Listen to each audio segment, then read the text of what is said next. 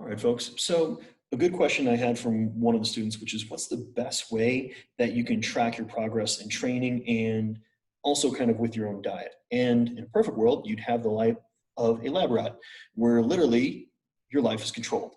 We have controls over every single calorie you're putting in your body, over the exercise that you're being essentially given the opportunity to perform or not perform, that all of those things are 100% controlled. If we have all of these controls, it's going to be really easy to figure out what's working, what's not working.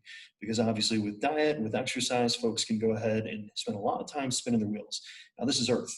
If you try to track every single thing from every single last microgram of carbohydrate and protein you're getting in, every single individual micronutrient, some folks with personality, lifestyle, that works out great for them. A lot of us don't want to have to live with that level of being potty trained by gunpoint. So instead, focus on the things you really care about. So hence, what's really going to be really useful for you? Now, for myself, I enjoy picking up heavy things and putting them down. So effectively, rep maxes along with the loads that I happen to be lifting are the way that I track my progress. So am I improving on my body weight relative strength? Am I improving on my essentially reps at heavy load strength? Am I improving with a number of other things that I care about? Now, a lot of folks don't, and that's fine. It could be they're interested in seeing how is their mile time changing. Could be how is their look in the mirror changing, which is harder to do.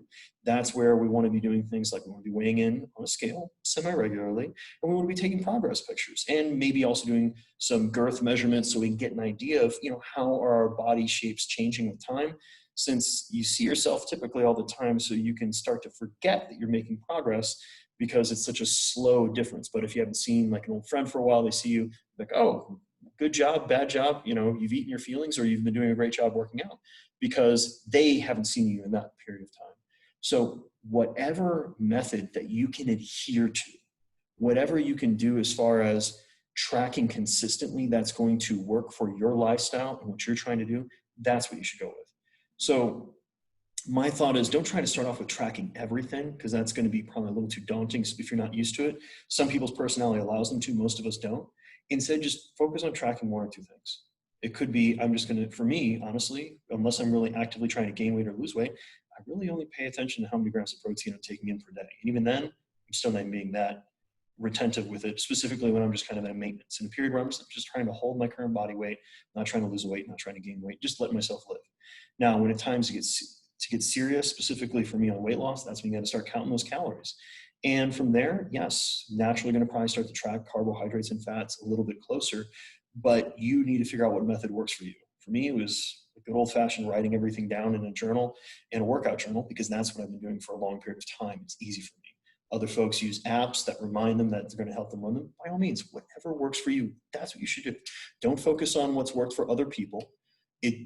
Success does leave clues, but instead you're going to have to experiment a little bit and figure out what is the way that you can track your training, that you can track your nutrition, that you can track your progress, and specifically things you really care about. If you don't care about how much you weigh, then don't waste your time tracking it unless it can be a useful thing when you're looking at the effectiveness of your programming. Meaning, if someone's trying to gain strength, they're trying to become as strong as possible, they should probably track their body weight, because you're typically going to probably have to gain weight as part of the process of gaining strength over a really long period of time. And if they're losing weight and they're wondering why their strength numbers are going down, and then they've finally checked the scale and realized they've lost weight, there's probably an indicator that you're losing the type of weight that you were hoping to hold on to, much less obviously gain more of. So figure out what's going to work for you and follow those things. Thanks for listening, guys. Have a great day.